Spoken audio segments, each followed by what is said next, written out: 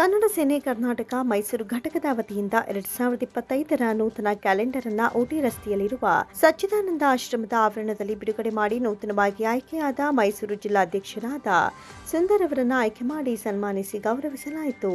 ರಾಜ್ಯಾಧ್ಯಕ್ಷರಾದ K R Kumar ಅವರ ನೇತೃತ್ವದಲ್ಲಿ ಸತತ 15 ವರ್ಷಗಳಿಂದ ಕ್ಯಾಲೆಂಡರ್ ಬಿಡುಗಡೆ ಯಶಸ್ವಿಯಾಗಿ ಬಿಡುಗಡೆಗೊಳಿಸಲಾಗ್ತಾ ಇದೆ. ನಾಡು ನುಡಿ ಜಲಕ್ಕಾಗಿ ನಿರಂತರ ಹೋರಾಟ ನಡೆಸುತ್ತಾ ಬಂದಿರುವ ಈ ಕನ್ನಡ ಸೇನೆ ಸಂಘಟನೆಯು ಮುಂದಿನ ದಿನಗಳಲ್ಲಿ ಇನ್ನೂ ಹೆಚ್ಚಿನ ಹೋರಾಟಗಳು ಹಾಗೂ ಕಾರ್ಯಕ್ರಮವನ್ನು ರೂಪಿಸುವಲ್ಲಿ ಮುಂದಾಗುವುದು ಅಂತ ಅಧ್ಯಕ್ಷರಾದ ಶೈಲಜಾ ಅವರು ಮಾಧ್ಯಮಗಳೊಂದಿಗೆ ಹಂಚಿಕೊಂಡರು. ನಮ್ಮ ಈ ಕನ್ನಡ ಸೇನೆ ಕರ್ನಾಟಕ 15 ವರ್ಷದಿಂದ ನಾವು ಪ್ರಾರಂಭಿಸಿ 15 ವರ್ಷ ಆಗಿದೆ.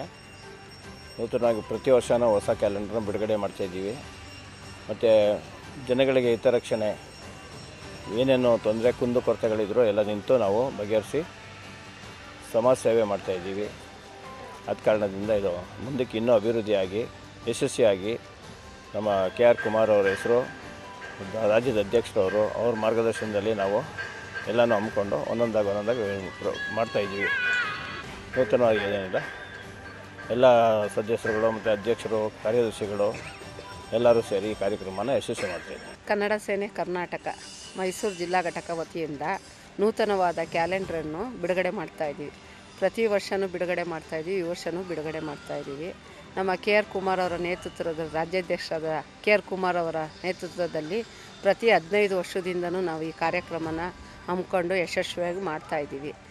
ಮತ್ತು ಈ ಒಂದು ನಾಡು ನುಡಿ ನಿಷ್ಠೆಗಾಗಿ ಕಟ್ಟಿರುವಂಥ ಸಂಘಟನೆಯ ಹೆಸರು ನಾವು ಇನ್ನೂ ಉನ್ನತ ಮಟ್ಟಕ್ಕೆ ತಗೊಂಡೋಗಬೇಕು ಅಂತ ಎಲ್ಲ ಒಗ್ಗಟ್ಟಾಗಿ ಮೈಸೂರು ಜಿಲ್ಲಾ ಘಟಕದ ವತಿಯಿಂದ ಮಾಡ್ತಾಯಿದ್ದೀವಿ. ಕನ್ನಡ ಸೇನೆ ಕರ್ನಾಟಕ ವತಿಯಿಂದ ಮೊದಲನೇದಾಗಿ ಸಮಸ್ತ ನಾಡಿನ ಜನತೆಗೆ ಹೊಸ ವರ್ಷದ ಹಾರ್ದಿಕ ಶುಭಾಶಯಗಳು. ನಾವು ಈ ಒಂದು ನಾಡು ನುಡಿ ನಿಷ್ಠೆ ಸೇವೆಗೋಸ್ಕರ ಏನೊಂದು ಸಂಘಟನೆ ಸಂಘವಾಗಿ ಎಲ್ಲರೂ ಒಕ್ಕೂಡಾಗಿ ನಾವು ಸೇವೆಯನ್ನು ಮಾಡ್ತಾಯಿದ್ದೀವಿ.